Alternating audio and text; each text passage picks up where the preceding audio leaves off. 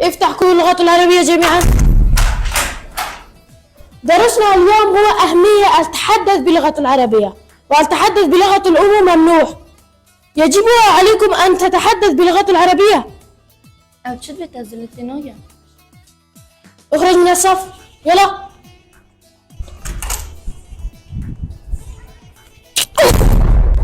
وإذا كنتم لا تتحدثون باللغة العربية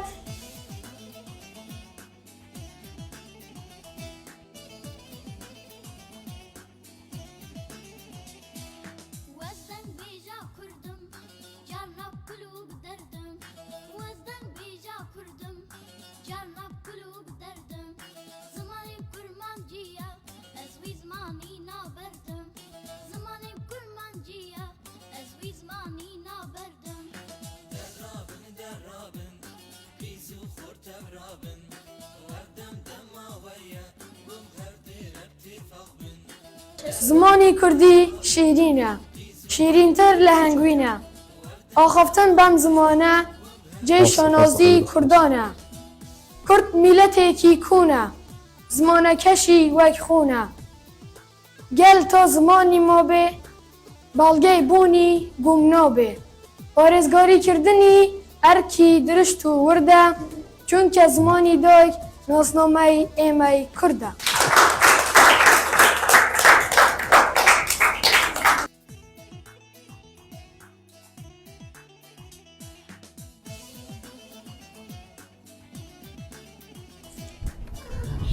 روش باش.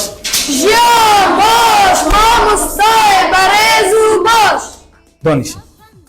روژا زمان دوی که لهوا پیروز بیتن قطابین هجا و خوشتوی.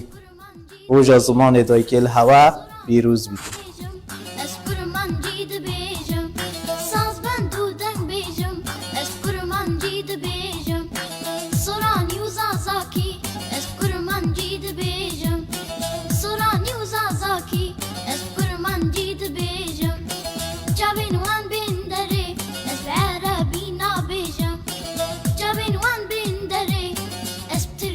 سلام ورس هجایان.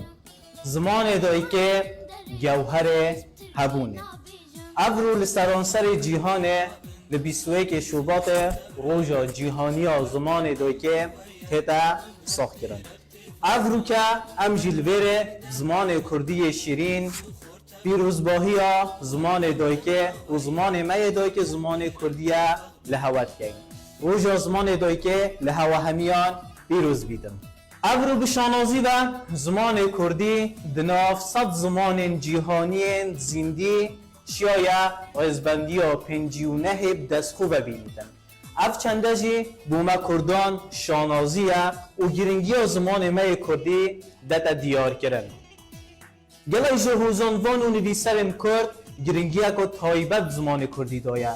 جوان هوزانوان ناودنگ دلدار هوزان که خودت بجیتن کس به الفاظم نل کردیه خو کردیه گر کس نادان نبه خوی طالبی معنا دکا لوره نالی رخنه لوان کسا گیریتن اوه بجنه هک ناشه بید زمان کردی باخ بنو بنویسن دیسان جنویسر نابودنگت کرد میر جلادت بدرخان بووار هاوار دا جماره اکت بجیتن ورن ام حمیب زمان کردی باغ بین ورن ام حمیب زمان کردی رزل اکودو بگیریم.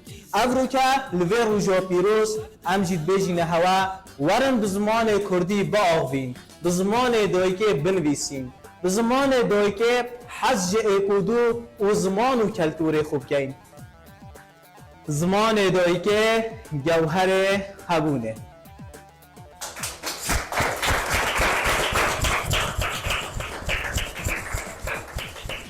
لورنجی چند قطابیت ما درابن شوازارت زمان کردی دروج زمان دایکه افریقا لگلی کرد و همی کردا لسرانسر کردستان و لسرانسر جهان ده پیروز کرد.